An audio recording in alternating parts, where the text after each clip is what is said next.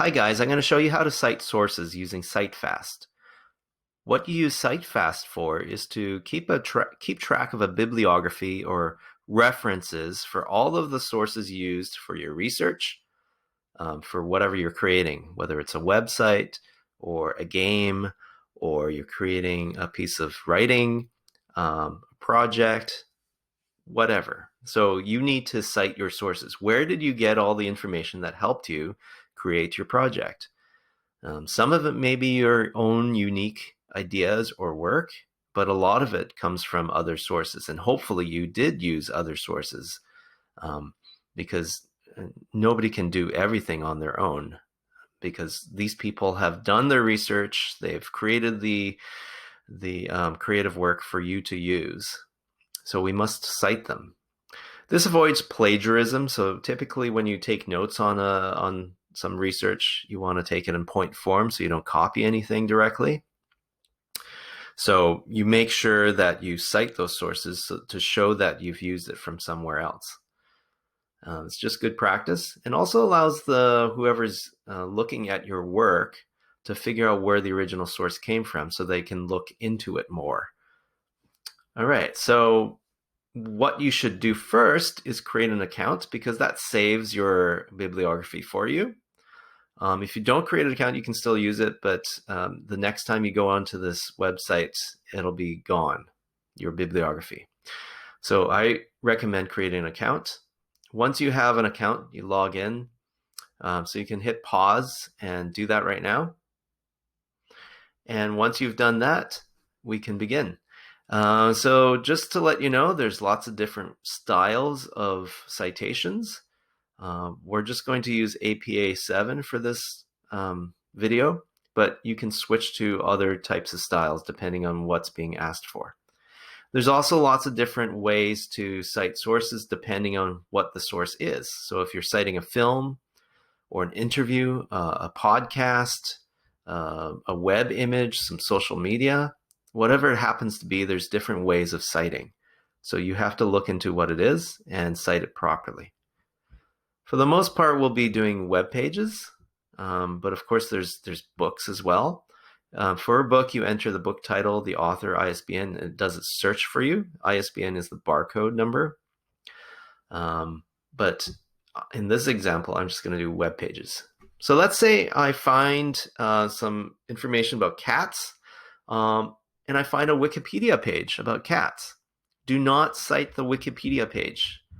A Wikipedia page is just a collection of information, just like you would never cite Google as your source. Google is not a source. Google is a search engine, which is a collection of different sources. Similarly, Wikipedia is a wiki, which is a collection of various sources. There's no original work on Wikipedia. In fact, even on the Wikipedia site, it tells you not to cite it as a source. But at the bottom of any Wikipedia entry, you'll see a number of original sources, and you can use it as a jumping off point to research those. Okay, so let's say I started with a Wikipedia entry about cats, and I find some good resources, and I looked into them, I've read them, and I've used them. So here's one. I'm just going to plunk in a URL here and click the search button.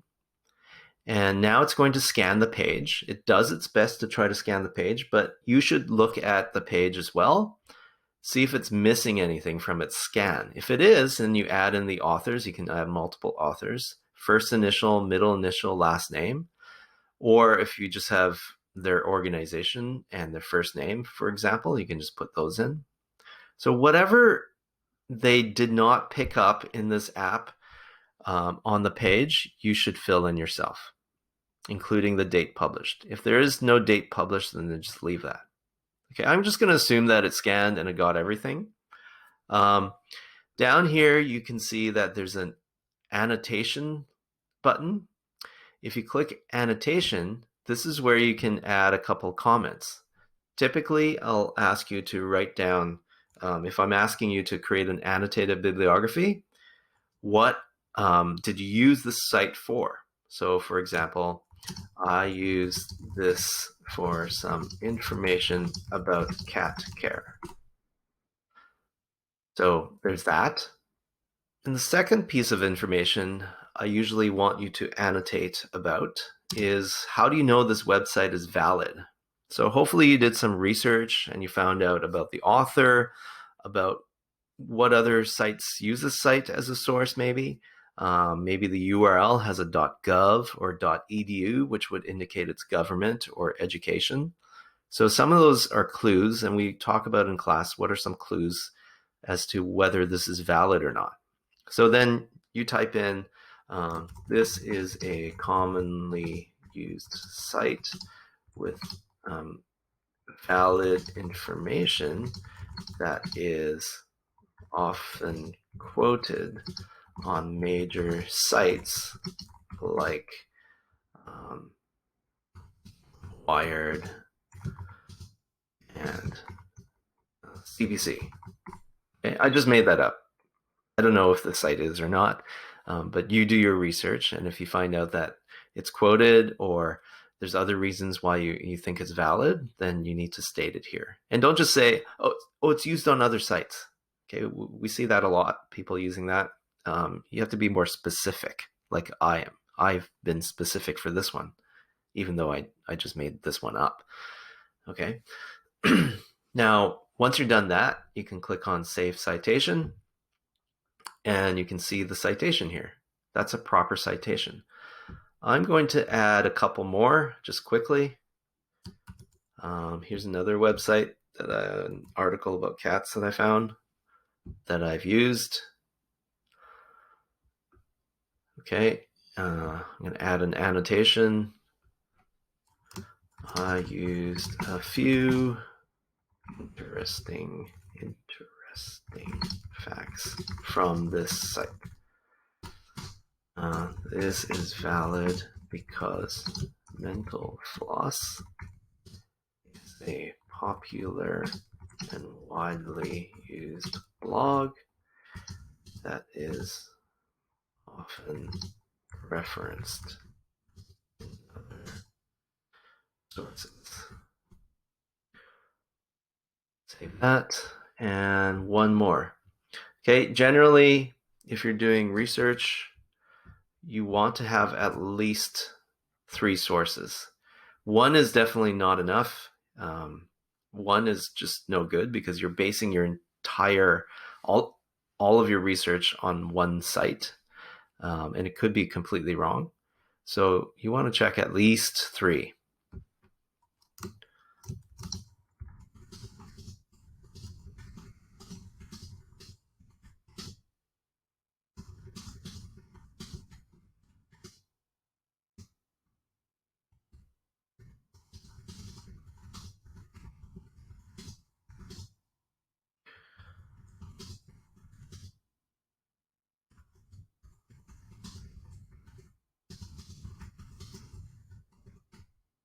Okay, so here's my 3 sources. If you were creating a piece of writing, you would actually make use of this in text. So after a quote or after something you said that was directly taken from this site, you click on in text, and you have to copy and paste this, this set of parentheses and whatever's inside, after your quote or after your information that you've used directly from here. So that's what in text means. Okay, so you can see that it's properly formatted for you. Otherwise, if you're just using this as a bibliography, you just click on copy and paste at the bottom, and then it gives you a nicely formatted bibliography.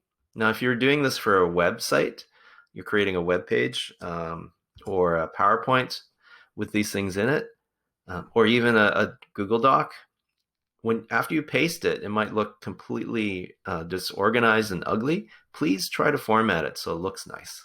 So basically, you just copy this and paste it in, and that's it. That's your references, and you can change references to bibliography or whatever you feel, or just keep references is fine. Okay, that's how you properly cite sources in CiteFast.